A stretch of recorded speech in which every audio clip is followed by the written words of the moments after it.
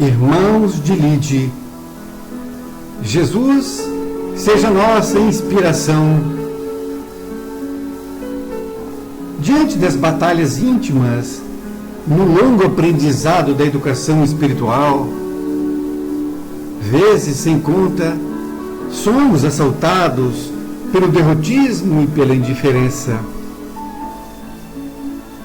Necessário aferir o entendimento no intuito de melhor orientar nossos passos. União não é tarefa simples de se concretizar. Concórdia é o trabalho lento e gradativo de vencer a carapaça de nosso egoísmo em direção a novas experiências. Nesse momento atribulado e de aflições pelo qual passa a terra, concórdia é trabalhar pelo possível em detrimento do que seria o ideal. Preferível avançar alguns passos que estacionar ou recuar ante as oportunidades de realização em conjunto. Concórdia é entendimento. Não existe união sem entendimento, que é a capacidade humana de superar suas diferenças, sem extingui-las, caminhando juntos em busca de ideais e realizações comuns. Concórdia requer autenticidade perante a consciência, trabalho digno que motive o entendimento e a oração da indulgência, alimentos para pacificar as relações. Ninguém se fará servo de todos, conforme a diretriz de Jesus, caso não edifique a condição de servo de si mesmo.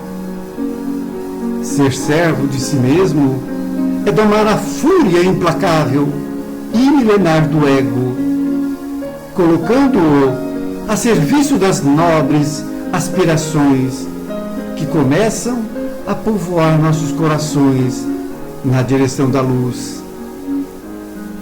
Assim não deve ser entre vós, orientou o nosso pastor.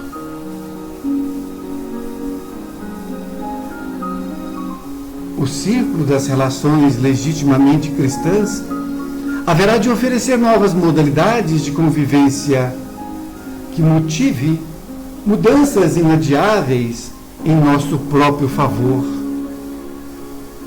O medo e o ciúme, a desconfiança e a expectativa exacerbada são raízes de inumeráveis conflitos. Sentimentos que patrocinam a insegurança, o mal-entendido e a malquerença. A concórdia, portanto, é tecida com fios afetivos da lucidez e da fraternidade. Não nos iludamos com o sentimentalismo, que é o afeto cego e desorientado, desprovido de consciência, frágil.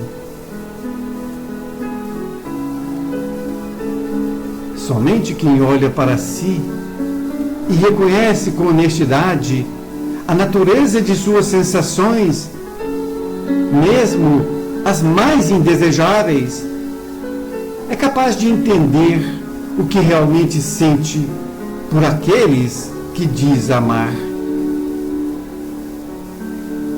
Por trás de muitos impulsos afetivos, aparentemente enobrecedores, escondem-se antigas tendências de espezinhar com verniz. Chega a hora de olharmos quem sois meus discípulos, se vos amardes uns aos outros. O amor é um desafio. Possuídos ainda por grilhões impiedosos de arrogância e narcisismo, com enorme facilidade, descuidaremos da vigilância sobre nossa compulsão em querer ser o maior. Ao contrário, aquele que quiser tornar-se o maior, seja vosso servo, afiançou o nosso guia e modelo. O servo de todos será aquele que consolidar em si mesmo a permanente conexão com o Self glorioso, de onde brotam os sentimentos de pacificação, desprendimento, serenidade e completude. No clima interior de ligação com as correntes superiores da vida, o servo alegra-se naturalmente com o êxito do próximo. Percebe a utilidade das ideias alheias, cuida em respeitar os limites, pondera sempre que pode para alcançar o melhor e distancia-se dos arroubos da paixão por cobranças que irritam e asfixiam.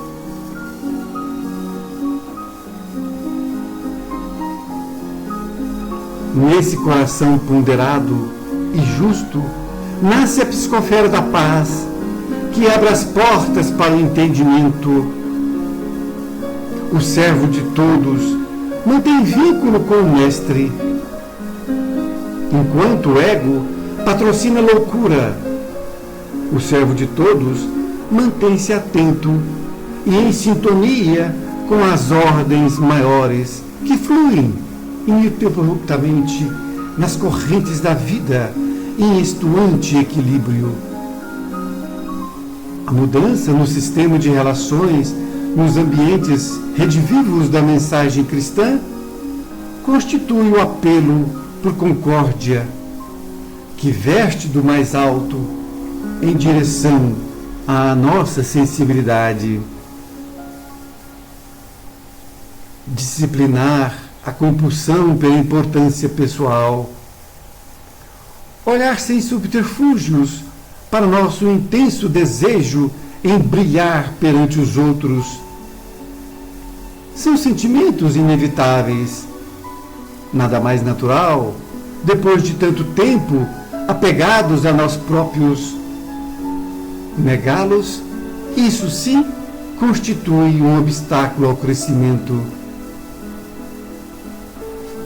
Sede unânimes entre vós. Não ambicioneis coisas altas, mas acomodai-vos às humildes. Não sejais sábios em vós mesmos. Não gostamos de ser criticados. Repudiamos a possibilidade de que alguém seja mais querido que nós mesmos.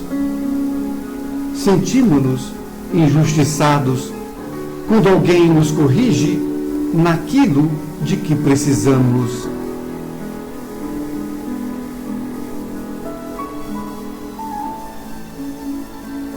Chegamos a nos alegrar com os tropeços alheios para nos fazer mais fortes perante o outrem. Não conseguimos conter o impulso maledicente da língua para diminuir o brilho do outro. Raramente, nossa alegria com o êxito de alguém representa consciência do bem pela obra do Cristo. Fazemos-nos indiferentes ante as habilidades que florescem nos companheiros de tarefa. O melindre azorraga-nos quando uma decisão é tomada sem nossa participação. A inveja nos assalta impiedosamente quando alguém produz algo mais criativo e valoroso que nós.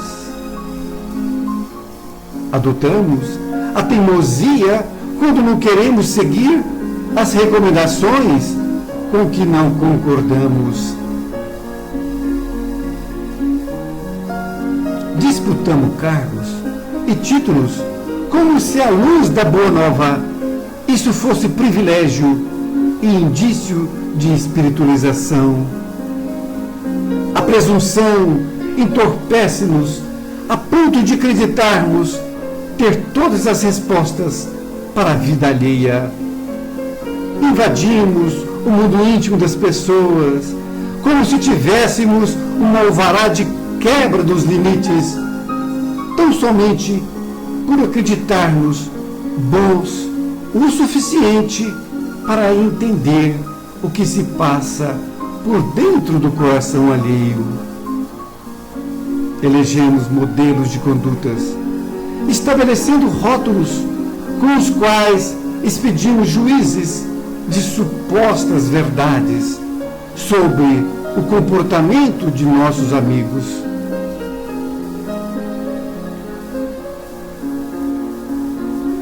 Olhemos com mais carinho esses sentimentos sem cobrarmos tributos morais. Essa é a mais cristalina verdade sobre nós mesmos, da qual não devemos nos envergonhar. Se alguma razão há para nos envergonharmos, é a de não fazermos nada para transformar a natureza egocêntrica sob a qual ainda nos encontramos escravizados.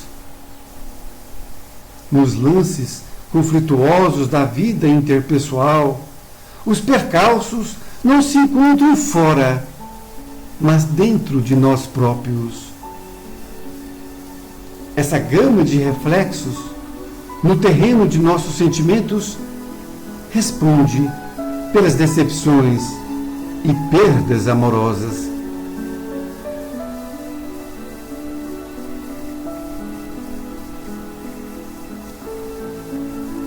A quem então há de um homem responsabilizar por todas essas aflições, senão a si mesmo?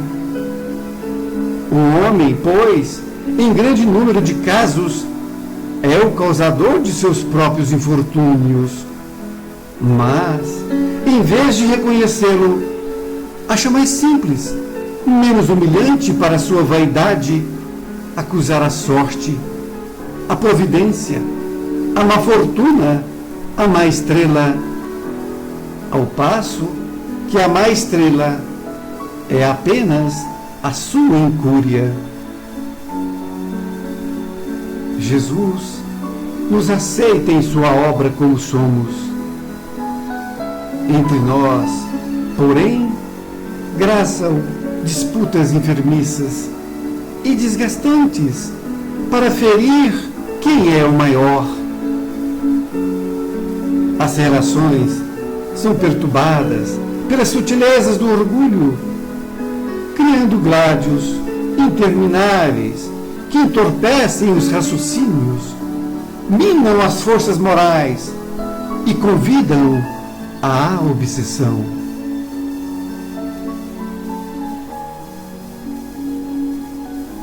Na tarefa cristã, existem trabalhos de variadas envergaduras.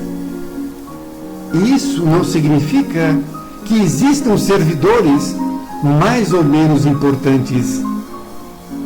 O serviço do Evangelho no mundo é urgente. Nem por isso somos essenciais.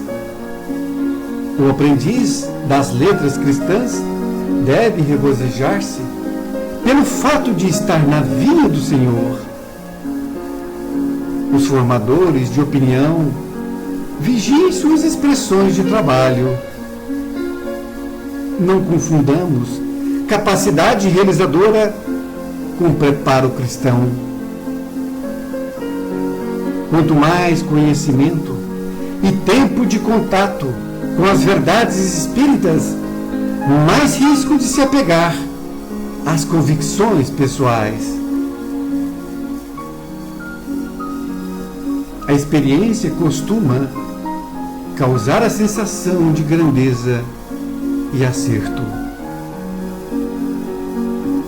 Nesse clima de descuido, surgem as expressões mais destrutivas da arrogância que nos é pertinente. Achamos-nos capazes o bastante para esquadrinhar com precisão o que vai na alma do semelhante. As tarefas não nos colocam maiores uns perante os outros. Elas nos engrandecem perante a nós mesmos.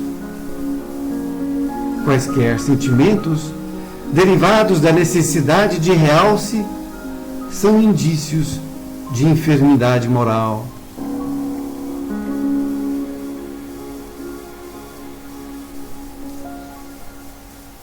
Assim não deve ser entre vós.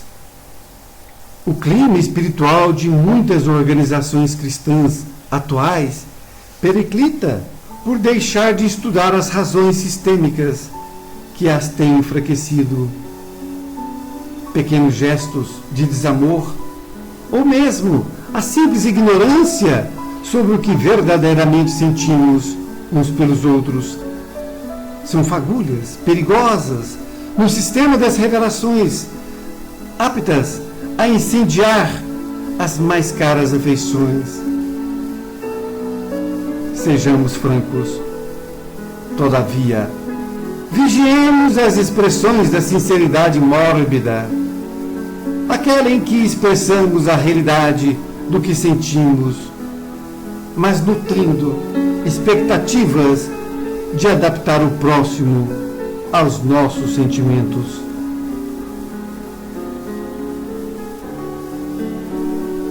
A honestidade emocional conosco é potente profilaxia contra a arrogância. Assumamos, sem receios, nossa falibilidade, escolhendo rever nossas convicções, especialmente as que temos em relação àqueles com os quais ainda não tenhamos nos harmonizado. Rever convicções é ter a coragem de analisar os fatos sob outras perspectivas. Isso nos levará aos novos aprendizados. A concórdia não existirá apenas com sonhos fantasistas, abraços de saudade e desculpas passageiras. São necessárias atitudes de amor para conosco também.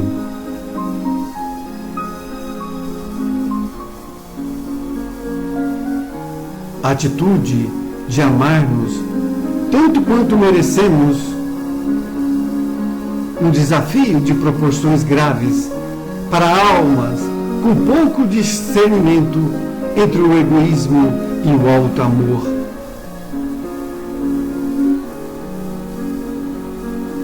A paz seja entre vós. Regresse aos seus corpos com o sentimento de esperança reavivado em suas almas.